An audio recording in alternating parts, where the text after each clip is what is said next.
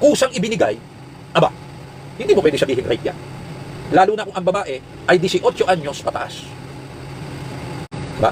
Maliban na lamang kung siya ay sinto-sinto. So hindi kinakailangan siya ay 18 anyos. Kahit pa 30 anyos yan. Kung may diferensya sa pag-iisip at hindi mo ginamitan ng dahas, ngunit pinagsamantalahan mo, posible nakasuhan ka ng rape. O kaya yan ay bata. Lalo na kung 12 years old yan, pababa. Ang tawag po dyan, statutory rape. Pag asawa mo, gusto mong makasiping, at gusto din niya, walang rape yan. Tungkulin niya na mag-asawa sa isa't isa. Pero merong batas na ngayon pinagtibay na pag ayaw ng asawa mo, huwag mong pipilitin. Dahil pwede kanyang idemanda ng rape. Kasi meron ng batas na kung tawagin ay marital rape. Sana po nasusundan ninyo. Sa mga tuwing, hindi sapat na ikaw asawa, may masama kang intensyon. Nagahasain o pagsamantalahan ng asawa mo. Ang totoo, hindi naman masama yung intensyon mo. Asawa ka eh, may karapatan ka sa kanya. Diba? Tapos ginawa mo. Hindi masama ang intensyon mo. Kahit pa ginawa mo, ngunit kusang loob siya. Sapagkat siya'y asawa mo at alam niyang tungkulin yun, there's no rape. Pero malinis man ang intensyon mo nang gawin mo ito, ay dinadahas mo siya. May karahasan. Dahil ayaw niya, pinipilit mo siya, pwede kanyang kasuhan ng rape.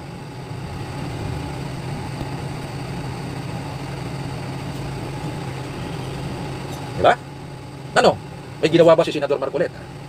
Meron po. Ang intensyon ba niya ay para gumawa ng krimen? Wala po. Nagnakaw ba siya?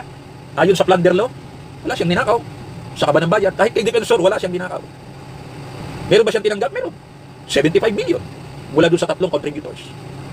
Pero panunuhol ba yun? Hindi. Ill-gotten wealth ba yun? Nakaw ba yun? Hindi. Hindi siya nagnakaw kay defensor, hindi siya nagnakaw sa gobyerno. Kaya wala plunder. Eh, mismo ombudsman eh. Kaya kahit may ginawa si Marcoleta nang walang nilalabag sa batas kriminal, wala pong plunder. Lalo pat ang nasa kanyang isip ay wala siyang kasalanang ginagawa. Walang guilty sa kanyang isipan. Walang mens rea kahit siya'y mayroong actus reus na ginawa.